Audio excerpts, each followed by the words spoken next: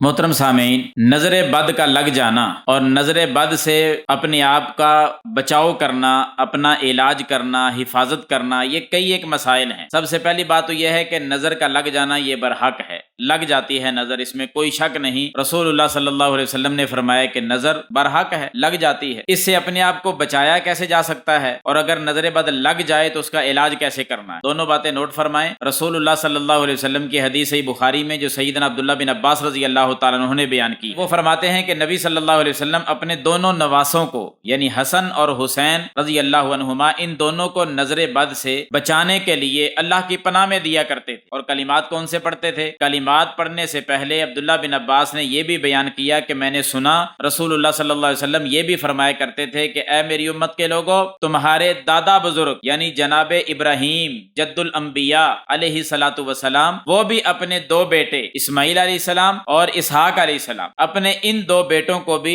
نظر بد سے بچانے کے لیے، اس کی حفاظت کرنے کے لیے کچھ کلمات پڑھ کر اللہ کی حفاظت میں دیا کرتے تھے۔ وہ کلمات کون سے ہیں؟ پھر نبی صلی اللہ علیہ وسلم نے وہ کلمات پڑھے، آپ بھی نوٹ کر لیں۔ صحیح بخاری کے کلمات ہیں: اعوذ بکلمات اللہ التامات من کل شیطان وہامۃ ومن کل عین لامہ، اور جامع ترمذی میں تثنیہ کے صیغے کے ساتھ ہیں: اعیذکما بکلمات اللہ التامات من کل شیطان وہامۃ ومن کل عین لامہ۔ ہم بھی اپنے پیارے پیارے بچوں کو سامنے بٹھائیں، صبح تین مرتبہ یہ کلمات پڑھ کر ان پر دم کریں تاکہ وہ نظر بد سے محفوظ رہیں، وہ بچے رہیں، ان پر نظر بد کا کسی کا وار نہ چل جائے۔ اور اگر نظر بد لگ جائے تو پھر درود شریف پڑھا کریں، درود ابراہیمی ایک مرتبہ پڑھیں، آیت الکرسی پڑھیں، سورۃ الفاتحہ کو 7 مرتبہ پڑھیں، اور قرآن مجید کی آخری 3 سورتیں پڑھ کر پھر آخر میں درود ابراہیمی ایک مرتبہ پڑھ کر ان پر دم کریں۔ انشاءاللہ نظر بد جو ہے وہ ختم ہو جائے گی۔ اللہ رب العالمین ہمیں ان طریقوں پر عمل کرنے کی توفیق دے جو معاشرے میں رواج ہے، معاشرے میں بگاڑ ہے، ان سے آپ نے بچنا ہے کہ 7 مرچ کے دانے لے لیے، 7 مرچ کے پیس لے لیے، وہ